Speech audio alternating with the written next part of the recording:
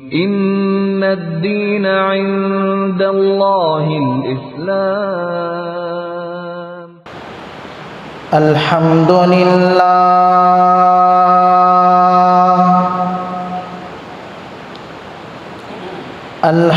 لله الذي أبدع الأفلاك والأرضين، والصلاة والسلام على من كان نبيا وآدم بين الماء والطين، وعلى آله وأصحابه أجمعين. أما بعد، فأعوذ بالله من الشيطان الرجيم. بسم الله الرحمن الرحيم.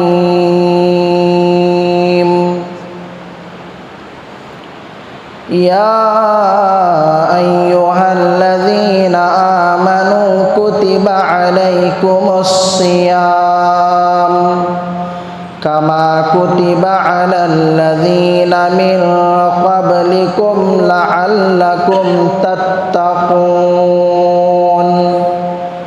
وقال تعالى في مقام آخر: شهر رمضان الذي أنزل فيه القرآن. صدق الله العظيم.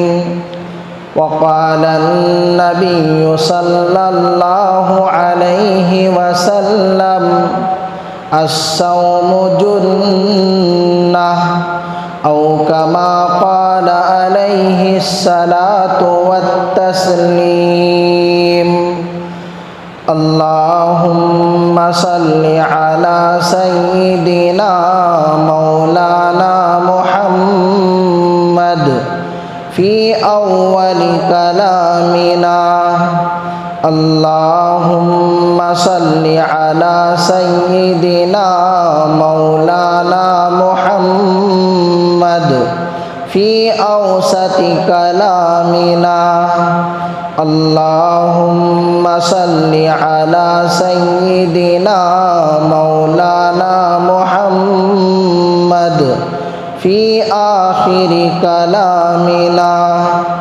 رب اشرح لي صدري ويسر لي أمري واحلل عقدة من لساني يفقه قولي.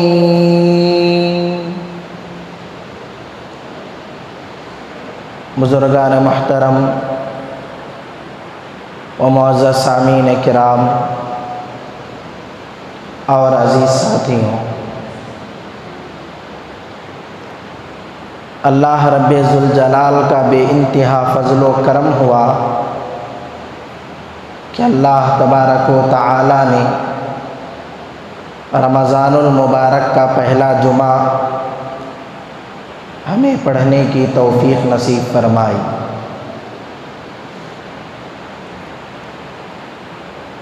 रमज़ानुल मुबारक का महीना ये इस्लामी साल का 9वां महीना है और मैंने गालिबन शाबान के महीने में कहा था कि जिस तरह हम अंग्रेज़ी महीनों को याद रखते हैं, ठीक उसी तरह इस्लामी महीनों को भी याद रखना चाहिए।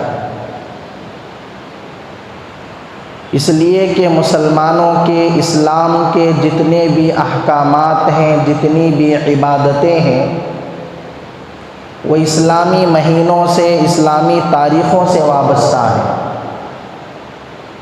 हमारी ईदें भी इस्लामी तारीख़ों और इस्लामी महीनों से वाबस्ता है। तो इसलिए اسلامی مہینوں کو جاننا، پہچاننا، یاد رکھنا ضروری ہے۔ تو رمضان المبارک کا مہینہ یہ اسلامی سال کا 9واں مہینہ ہے، اور اس مہینے کی بہت ہی عظمت و فضیلت ہے، اور یہ مہینہ تمام مہینوں سے افضل، تمام مہینوں سے اکمل، تمام مہینوں سے برتر و بالا ہے۔ اور اس مہینے کے حضرات علماء نے کئی نام ذکر کیے ہیں، اور میں نے اصول بتایا آپ کو کہ جس کے نام زیادہ ہوتے ہیں اس کے کام بھی زیادہ ہوتے ہیں، جس کے نام زیادہ ہوتے ہیں اس کے کام بھی زیادہ ہوتے ہیں۔ ہمارے نبی صلی اللہ علیہ وسلم ہی کو دیکھ لو، حضرات علماء نے تقریباً 1000 نام ہمارے نبی صلی اللہ علیہ وسلم کے ذکر کیے ہیں۔ ہم لوگوں کو لے دے کر 2-4 نام یاد رہتے ہیں، بقیہ نام ہمارے نبی کے ہمیں یاد نہیں ہیں، لیکن حضرات علماء نے، فقہا نے، صلحاء نے ان ناموں کو جمع کیا ہے، اور مستقل ہمارے نبی کے ناموں پر کتابیں لکھی ہیں۔ اسماء النبی صلی اللہ علیہ وسلم، نبی کریم صلی اللہ علیہ وسلم کے صفاتی نام، نبی کریم صلی اللہ علیہ وسلم کے ناموں کی عظمت و فضیلت، الگ الگ عنوانات سے حضرات علماء نے ہمارے نبی کے ناموں پر کتابیں لکھی ہیں۔ اب جیسا ہمارے نبی کے نام زیادہ تھے تو ہمارے نبی کے کام بھی زیادہ تھے۔ کسی نبی کے کام اتنے زیادہ نہیں تھے جتنے ہمارے نبی کے تھے، اس لیے کہ آپ امام الانبیاء تھے، امام الرسل تھے، امام الاولیاء تھے،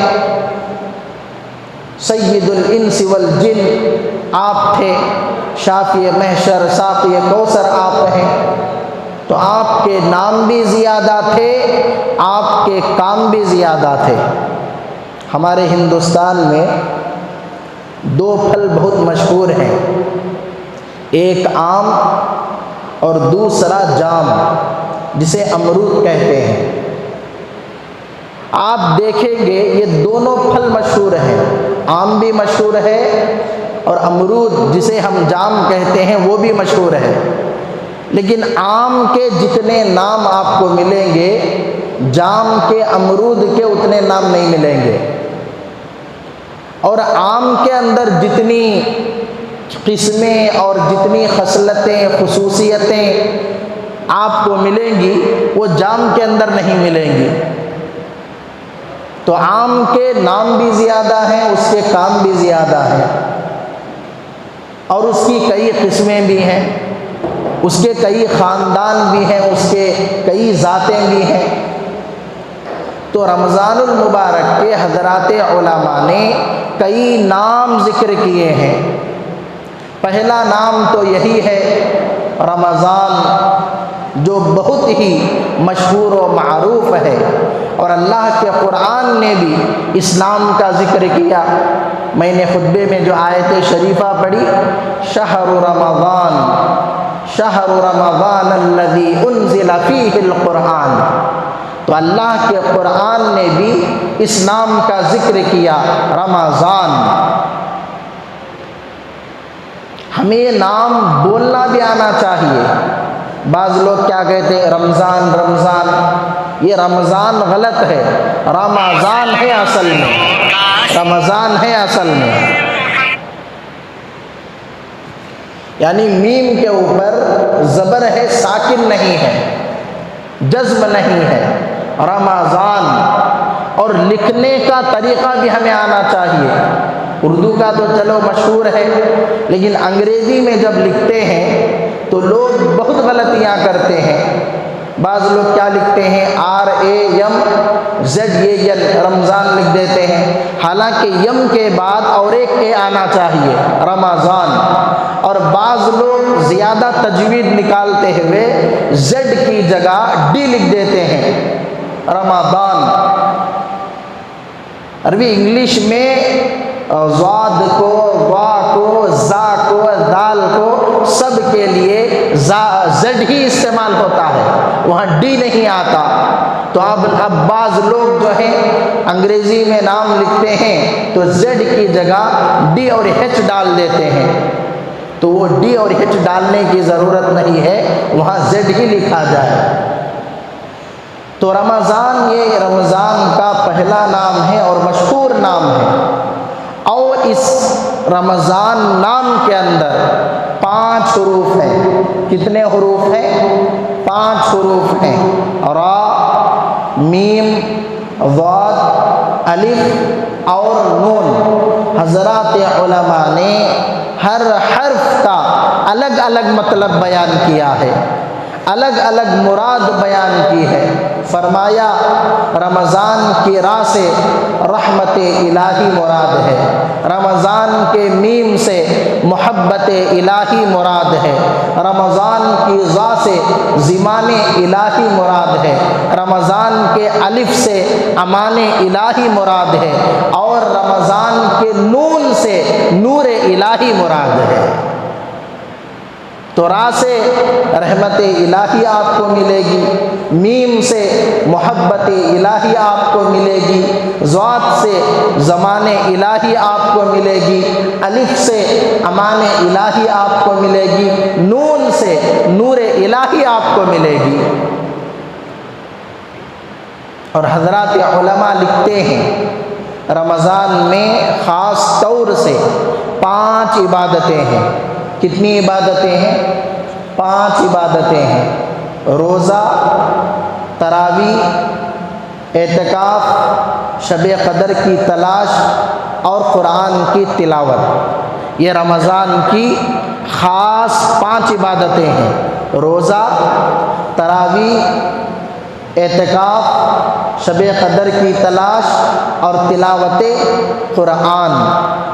تو حضرات علماء لکھتے ہیں کہ جو آدمی رمضان کی ان 5 عبادتوں کو ادا کرنے کا اہتمام کرے گا، اللہ تبارک و تعالی رمضان کے 5 حروف کے بدلے جو چیزیں مل رہی ہیں وہ 5 کی 5 چیزیں یہ 5 عبادتیں کرنے والوں کو ملیں گی، یہ 5 عبادتیں ادا کرنے والوں کو ملیں گی۔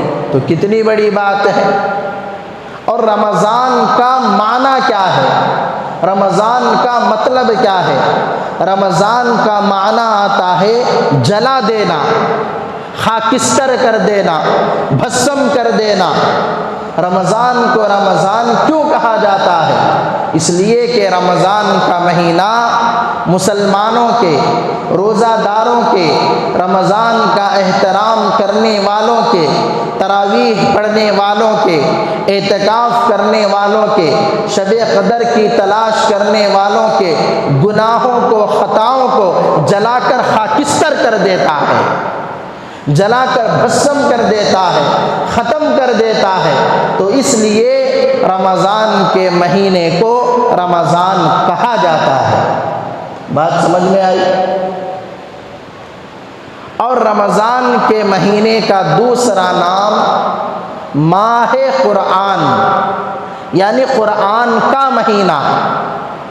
اللہ تبارک و تعالی نے جتنی آسمانی کتابیں نازل فرمائی ہیں، تمام کی تمام آسمانی کتابیں رمضان ہی کے مہینے میں نازل فرمائی ہیں۔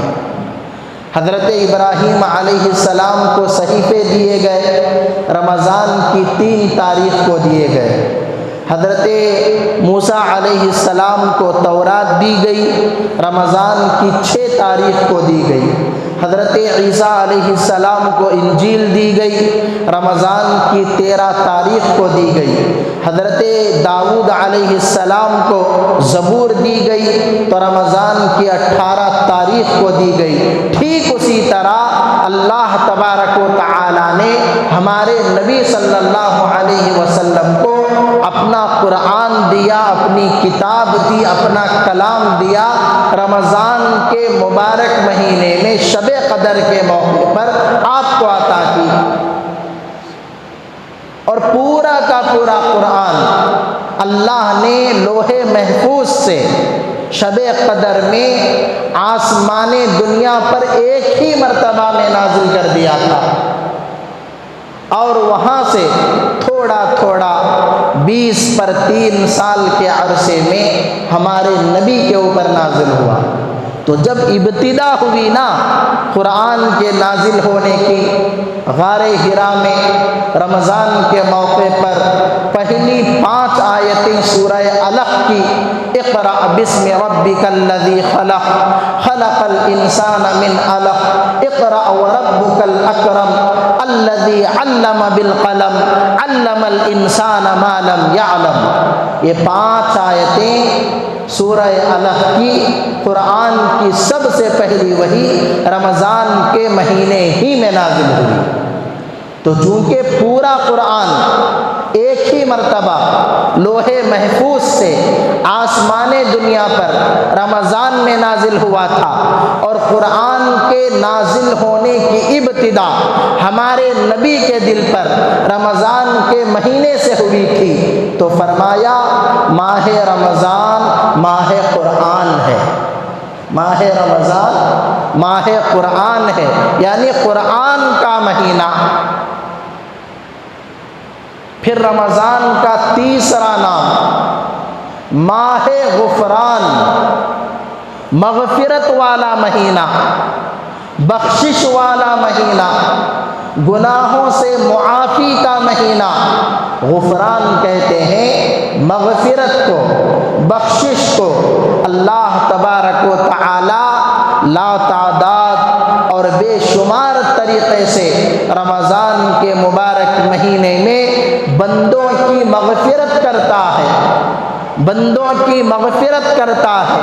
اللہ کے نبی صلی اللہ علیہ وسلم نے حدیث پاک میں ارشاد فرمایا کہ رمضان کے مبارک مہینے میں اللہ تبارک و تعالی ہر دن افطار کے وقت میں 60,000 جہنمیوں کو آزاد کرتا ہے۔ کتنے ہزار؟ 60,000 جہنمیوں کو ہر دن افطار کے وقت اللہ تبارک و تعالی جہنم سے آزاد کرتا ہے، مغفرت کرتا ہے۔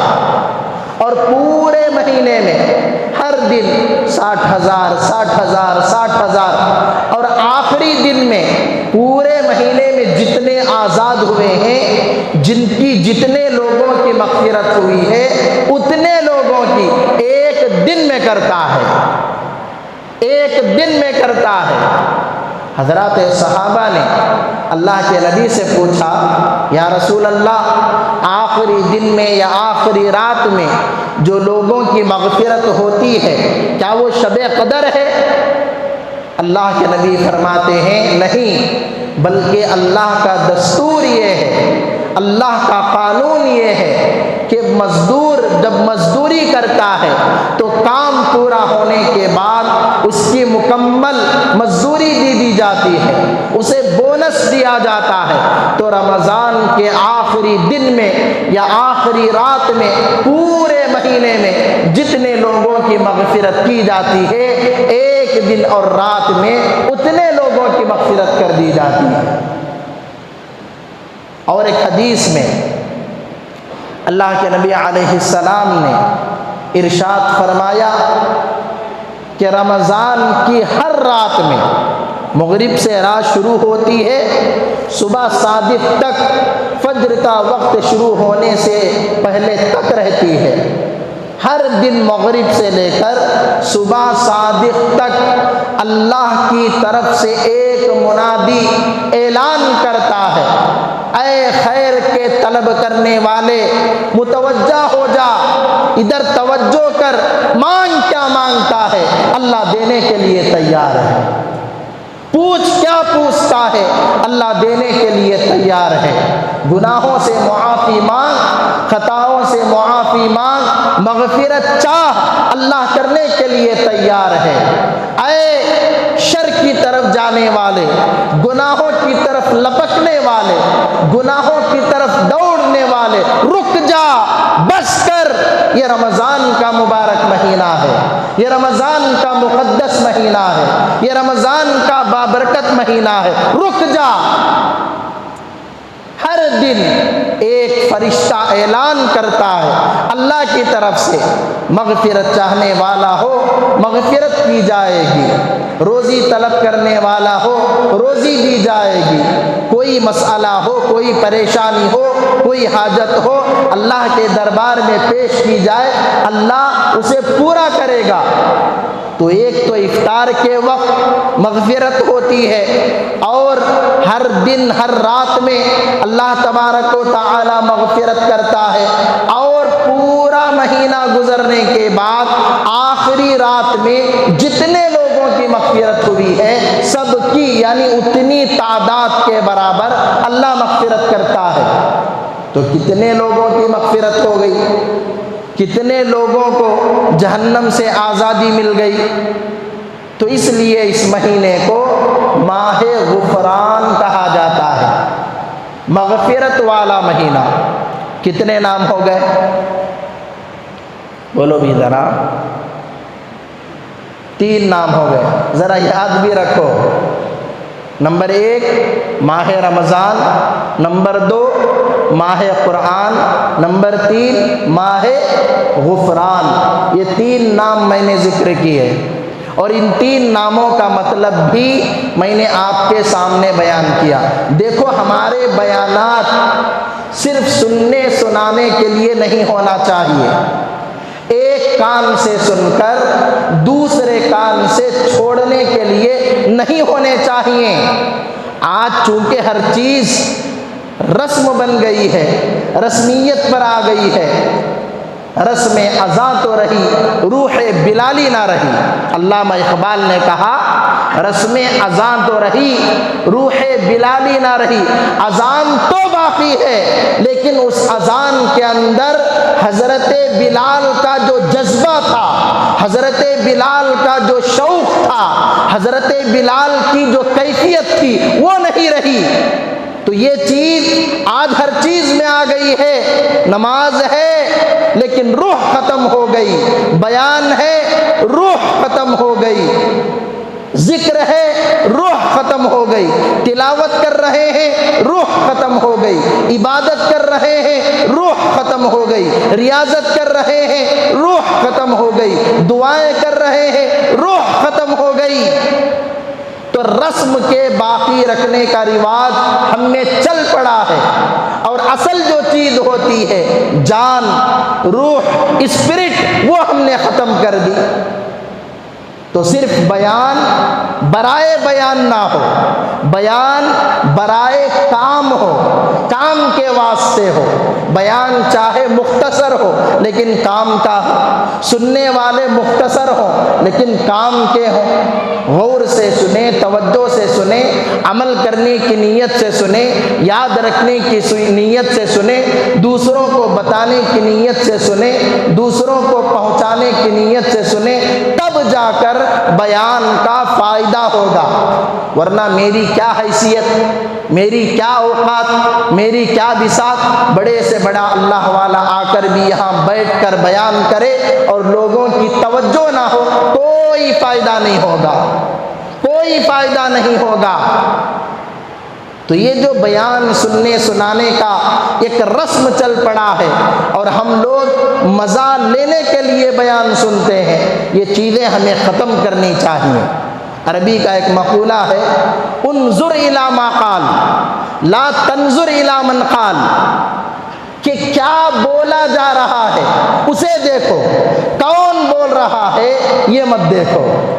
بولنے والا کیسا ہی رہے، گورا ہے، کالا ہے، لمبا ہے، گڈھا ہے، جی چھوٹا ہے، اس سے ہمیں کوئی مطلب نہیں۔ کیا بولا جا رہا ہے؟ قرآن بولا جا رہا ہے، حدیث بولی جا رہی ہے، نبی کے واقعات سنائے جا رہے ہیں، صحابہ کی قربانیاں سنائی جا رہی ہیں، بزرگوں کا عمل بتایا جا رہا ہے۔ کیا بتایا جا رہا ہے اسے دیکھا جائے۔ انظر الی ما قال لا تنظر الی من قال، کیا بولا جا رہا ہے اسے دیکھو، کون بول رہا ہے یہ مت دیکھو۔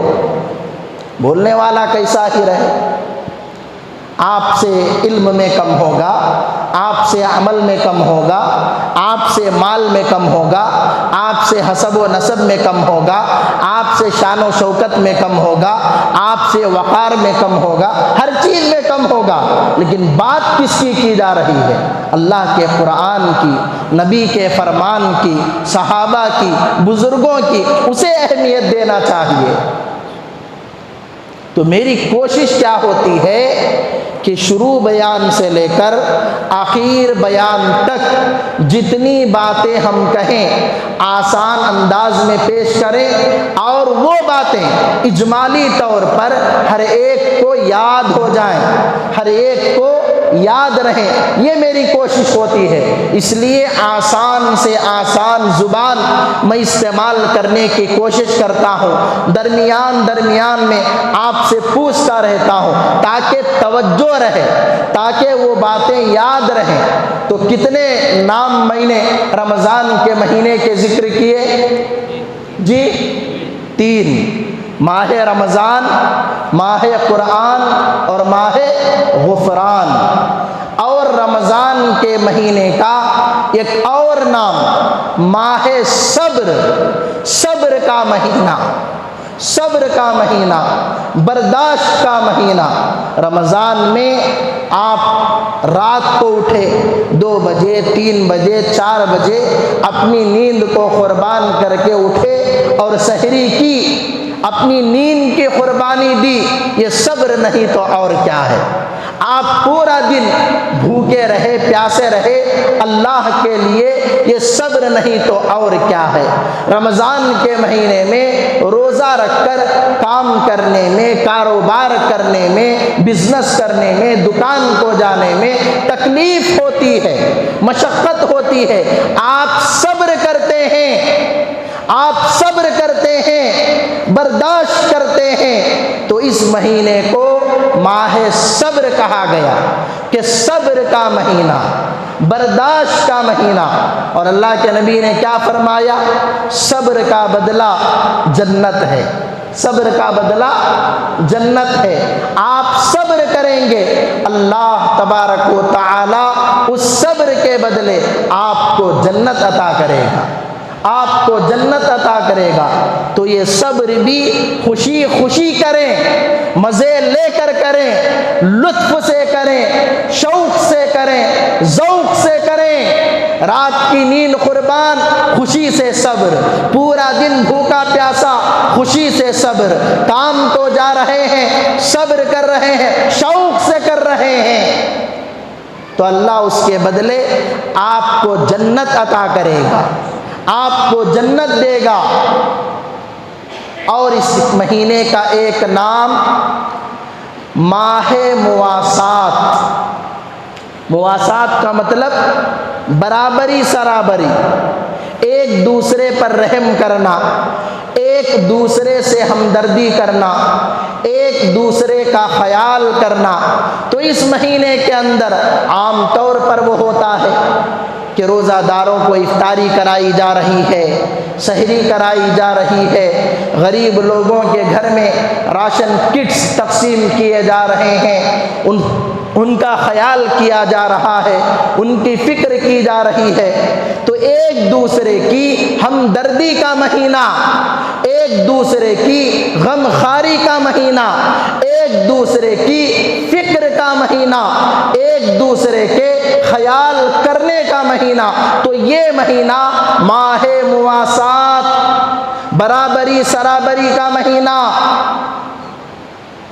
ایک ہی صف میں کھڑے ہو گئے محمود و ایاز، نہ کوئی بندہ رہا نہ کوئی بندہ نواز۔ افطاری کا دسترخوان لگتا ہے، ہر کوئی جمع ہے، نہ امیر دیکھا جا رہا ہے، نہ غریب دیکھا جا رہا ہے، نہ بڑا دیکھا جا رہا ہے، نہ چھوٹا دیکھا جا رہا ہے، ہر کوئی ایک دسترخوان پر جمع ہیں، جب افطاری کا وقت ہوتا ہے ہر کوئی اللہ کا نام لے کر روزہ کھولتا ہے، سب برابر ہیں۔ تراویح پڑھی جا رہی ہے، مسجدیں بھر بھر کر نمازیں پڑھی جا رہی ہیں، سب کھڑے ہو گئے ہیں ایک صف میں، سب کھڑے ہو گئے ہیں برابر میں سرابر میں، کوئی اونچ نیچ نہیں، کوئی اونچ نیچ نہیں، کوئی ٹال مٹول نہیں، کوئی بڑائی چھوٹائی نہیں۔ تو یہ مہینہ ماہ مواسات، برابری سرابری کا مہینہ۔ کتنے نام ہو گئے؟ 5 نام ہو گئے۔ اب ذرا توجہ ہے سب کی۔ پھر اس مہینے کا ایک اور نام ماہ وسعت رزق، روزی میں وسعت کا مہینہ، روزی میں برکت کا مہینہ، روزی میں کشادگی کا مہینہ۔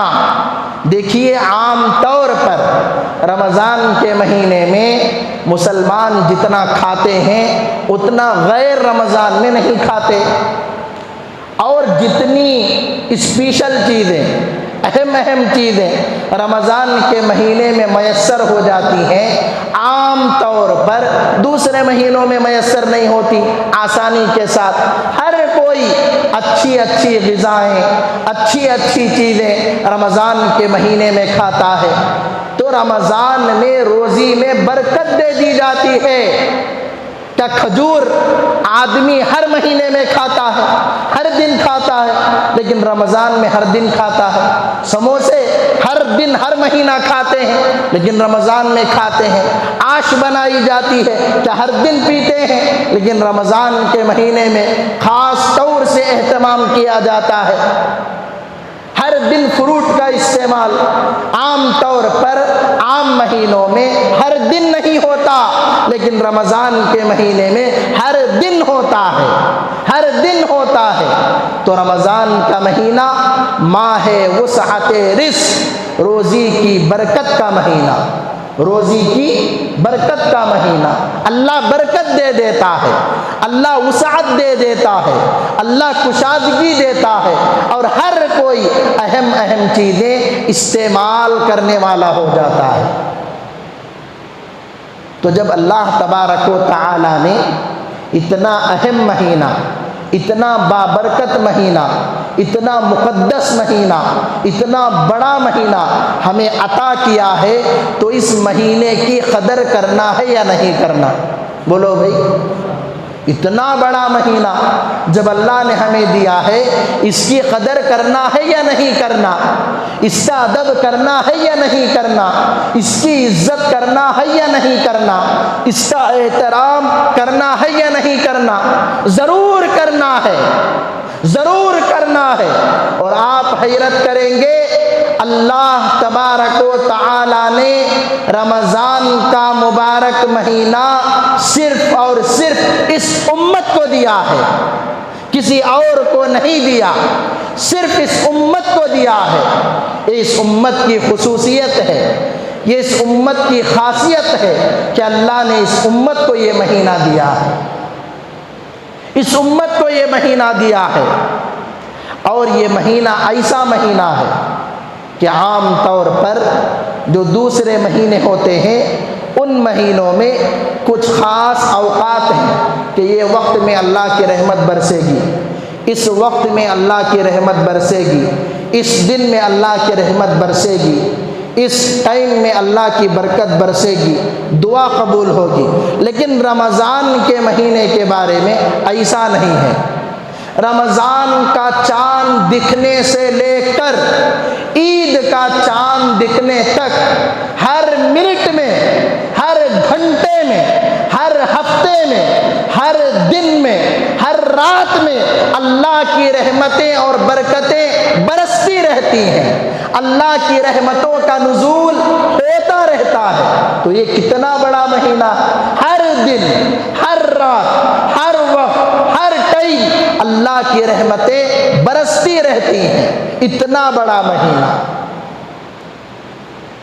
اور رمضان کے مہینے میں خاص طور سے 5 عبادتیں میں نے ذکر کی نا، روزہ، تراویح، اعتکاف، شب قدر کی تلاش اور قرآن کی تلاوت، یہ خاص عبادتیں ہیں رمضان کے مہینے کی۔ تو پہلی عبادت روزہ۔ روزہ کیا ہے؟ ہر مسلمان عاقل و بالغ مرد و عورت غیر معذور شخص پر فرض ہے۔ اور اللہ نے قرآن پاک کے دوسرے پارے میں کہا یا ایھا الذین آمنوا کتب علیکم الصیام کما کتب علی الذین من قبلکم لعلکم تتقون۔ اے ایمان والو، جیسا دوسری امتوں پر روزے فرض کیے گئے تھے تم پر بھی فرض کیے گئے ہیں۔ کیوں فرض کیے گئے ہیں؟ لعلکم تتقون، تاکہ تمہارے اندر تقوی پیدا ہو جائے، تمہارے اندر پرہیزگاری پیدا ہو جائے، تمہارے اندر اللہ کا ڈر اور اللہ کا خوف پیدا ہو جائے، اس لیے ہم نے روزے فرض کیے ہیں۔ پچھلے لوگوں پر بھی روزے فرض تھے، لیکن جس طرح ہمارے اوپر مسلسل ایک مہینہ فرض ہے اس طرح فرض نہیں تھے، لیکن فرض تھے۔ حضرت آدم علیہ السلام کے بارے میں آتا ہے، حضرت آدم علیہ السلام ہر مہینہ 3 روزے رکھتے تھے، 13، 14، 15۔ ان 3 تاریخوں میں حضرت آدم ہر مہینہ روزہ رکھتے تھے۔ حضرت داؤد علیہ السلام ایک دن چھوڑ کر ایک دن پورا سال روزہ رکھا کرتے تھے، صوم داؤدی جسے کہا جاتا ہے۔ حضرت عیسیٰ علیہ السلام 2 دن چھوڑ کر روزہ رکھتے تھے، ایک دن روزہ رکھتے، 2 دن چھوڑ دیتے، پھر روزہ رکھتے، اس طرح پورا سال حضرت عیسیٰ روزہ رکھتے تھے۔ حضرت نوح علیہ السلام ہر دن روزہ رکھتے تھے، قربانی والے نبی تھے، ہر دن روزہ رکھتے تھے حضرت نوح علیہ السلام۔ تو ہم لوگوں کے علاوہ دوسرے لوگوں پر، دوسرے نبیوں پر، دوسری امتوں پر بھی روزے فرض تھے اور ہم پر بھی فرض ہیں۔ تو ہمیں یہ سوچنا نہیں چاہیے کہ اللہ نے صرف ہمیں بھوکا رکھا، ہمیں پیاسا رکھا، ہمیں مشقت میں ڈالا، نہیں، تمہارے ساتھ دوسرے لوگوں پر بھی اللہ نے روزے فرض کیے تھے، انہوں نے بھی بھوک کو، پیاس کو برداشت کیا ہے، بھوک کو، پیاس کو برداشت کیا ہے۔ اور روزہ رکھیں گے کیا ملے گا؟ اللہ کے نبی نے فرمایا الصوم جنہ، الصیام جنہ، روزہ جہنم سے بچنے کے لیے ڈھال ہے، ڈھال ہے۔ ڈھال کسے کہتے ہیں؟ دشمن جب حملہ کرتا ہے تو اس سے بچنے کے لیے کوئی چیز آڑا کر لی جاتی ہے تاکہ اس کا وار، اس کا حملہ ہمارے اوپر نہ ہو۔ تو روزہ یہ جہنم سے بچنے کے لیے ڈھال ہے کہ جو آدمی روزہ رکھے گا وہ جہنم میں نہیں جا سکتا، جہنم کی آگ اسے جلا نہیں سکتی، اسے ختم نہیں کر سکتی۔ اور اللہ کے نبی نے فرمایا رمضان کا روزہ اتنا بڑا ہے، اتنا بابرکت ہے، اگر کوئی آدمی خدا نہ خواستہ جان بوجھ کر ایک روزہ بھی چھوڑ دے، ساری زندگی بھی اگر روزہ رکھے گا، اس ایک روزے کا حق ادا نہیں ہو سکتا، اس ایک روزے کا بدلہ ادا نہیں ہو سکتا۔ ایک روزہ اتنا بڑا ہے تو 30 روزے کتنے بڑے ہوں گے؟ تو روزے کی بڑی فضیلت ہے۔ تو ہر آدمی یہ کوشش کرے کہ ہم روزہ رکھیں، بغیر کسی عذر کے روزہ چھوڑنے کی کوشش نہ کریں۔ میں نے فجر میں مسائل میں بتایا تھا نا کہ کون کون لوگ روزہ چھوڑ سکتے ہیں، وہ معذور ہیں۔ ان لوگوں کے علاوہ ہر آدمی روزہ رکھنے کی مکمل کوشش کرے، مکمل کوشش کرے۔ اور دوسری عبادت رمضان کی خاص طور سے تراویح ہے۔ تراویح یہ سنت مؤکدہ ہے جو واجب کے قریب ہے۔ لوگ کیا سمجھتے ہیں؟ تراویح تو سنت اچنا، سنت کا تو مسواک کے جیسی سنت نہیں، ٹوپی کے جیسی سنت نہیں، تسبیح کے جیسی سنت نہیں. سنت کا مطلب سنت مؤکدہ، جس کا ادا کرنا ضروری ہے، جس کے ادا کیے بغیر کوئی چارہ نہیں. ادا کریں گے ثواب ملے گا، نہیں ادا کریں گے گناہ ملے گا. یہ مسئلہ ہے تراویح کا. پورا مہینہ 20 رکعت تراویح پڑھنا یہ سنت مؤکدہ ہے. بات سمجھ میں آئی؟ پورا مہینہ 20 رکعت تراویح پڑھنا یہ سنت مؤکدہ ہے، جو واجب کے قریب ہے. واجب کے قریب ہے. یہ عام سنت نہیں ہے، یہ کوئی نفل نماز نہیں ہے. 4 رکعت پڑھ لیا چلے گئے، 8 رکعت پڑھ لیا بھاگ گئے، ایسا مسئلہ نہیں ہے. 20 کی 20 رکعت تراویح پڑھنا ضروری ہے، اور پورا مہینہ پڑھنا ضروری ہے. دیکھو 2 چیزیں ہیں، ایک قرآن سننا پورا، اور دوسرا تراویح پڑھنا پوری. تو یہ الگ الگ سنتیں ہیں. رمضان میں پورا قرآن سننا یہ الگ سنت ہے، اور پوری تراویح پڑھنا یہ الگ سنت ہے. بعض لوگ کیا کرتے ہیں، 8 دن میں 10 دن میں پورا قرآن سن لیا، تراویح پڑھ لی، اب چھوڑ دیا، اب کاروبار میں تجارت میں لگ گئے. ایسا نہیں ہے. آپ 10 دن میں قرآن سن لیں، لیکن پوری تراویح پڑھنا پورا رمضان ضروری ہوگا. 1 رکعت 2 رکعت بھی آپ چھوڑ دیں گے، اللہ کے دربار میں اس کا جواب دینا پڑے گا. یہ عام سنت نہیں ہے. تراویح کو ہلکے میں نہ لیں، جیسا دوسرے لوگ لیتے ہیں، 8 پڑھتے ہیں 12 چھوڑ دیتے ہیں. اتنی ہلکی نہیں ہے تراویح. حضرت عمر کو سمجھ میں نہیں آیا کہ 20 رکعت تراویح ہے یا 8 رکعت تراویح ہے، اور آج کے دور میں کچھ لوگوں کو معلوم ہو گیا کہ نہیں 8 612 نہیں ہے. حضرت عمر سے زیادہ ان کا ذہن ہے، حضرت عمر سے زیادہ ان کا دماغ دوڑتا ہے. اس وقت سے لے کر آج تک امت مسلمہ 20 رکعت تراویح پڑھ رہی ہے، اور انشاءاللہ قیامت تلک 20 رکعت تراویح چلے گی، اور یہی سنت ہے. اور ہمارے پاس بے شمار دلائل ہیں، اور ہم دینے کے لیے تیار ہیں.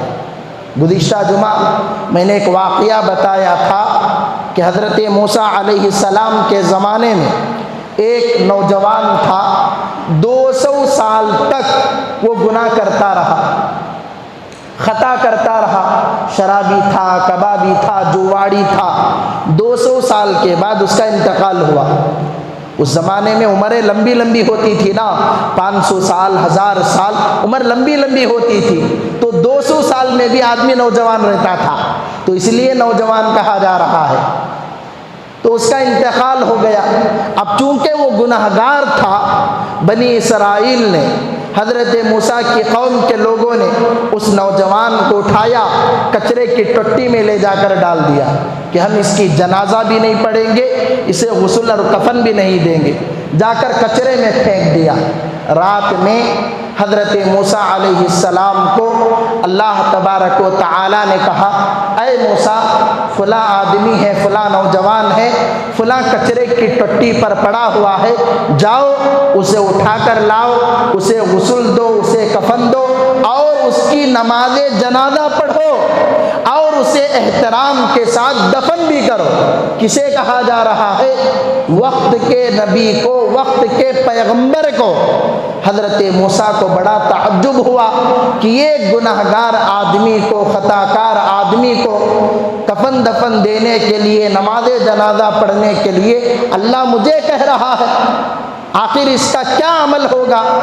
اللہ تبارک و تعالی سے حضرت موسیٰ نے پوچھا کہ اے اللہ، آخر اس نوجوان نے وہ کیا کر دیا کہ آپ 200 سال کے گناہوں کے باوجود مجھے نماز پڑھنے کے لیے کہہ رہے ہیں؟ اللہ نے حضرت موسیٰ سے کہا، اے موسیٰ، یقیناً یہ بہت گناہگار خطا کار آدمی تھا، لیکن مرنے سے 1 دن پہلے یہ تورات پڑھ رہا تھا. تورات پڑھ رہا تھا. تورات پڑھتے پڑھتے تورات میں میرے آخری نبی حضرت محمد صلی اللہ علیہ وسلم کا نام آیا. تو جیسا ہی محمد صلی اللہ علیہ وسلم کا نام آیا اس نے اس نام کو اٹھا کر بوسہ دیا، تورات اٹھا کر اس نام کو اس نے چوم لیا، اسے بوسہ دے دیا۔ یہ عمل مجھے اتنا پسند آیا، میں نے 200 سال کے گناہوں کو معاف کر دیا۔ اے موسیٰ، تم وقت کے پیغمبر اور نبی ہو، جاؤ نماز پڑھو۔ تو اللہ کے یہاں چھوٹی چھوٹی چیزوں کی بھی قدر ہوتی ہے، چھوٹی چھوٹی چیزوں کی بھی قدر ہوتی ہے۔ اس آدمی نے ہمارے نبی کے نام کو چوما۔ ہم امت محمدیہ میں ہیں، ہم ہمارے نبی کے دامن کو تھام لیں، ہمارے نبی کی سنتوں کو اپنا لیں، ہمارے نبی کی سیرت کو اپنا لیں، تو ہمارا انجام کیا ہوگا، ہمارا حال کیا ہوگا؟ ایک مجوسی تھا، آگ کی پوجا کرنے والا، اس کا انتقال ہو گیا۔ ایک اللہ والے نے خواب میں دیکھا جنت کے مزے لوٹ رہا ہے، جنت میں ٹہل رہا ہے، آگ کی پوجا کرنے والا مجوسی جنت میں ہے۔ اس اللہ والے کو بڑا تعجب ہوا کہ تو مجوسی تھا، آگ کی پوجا کرنے والا، تو کیسے جنت میں چلا گیا؟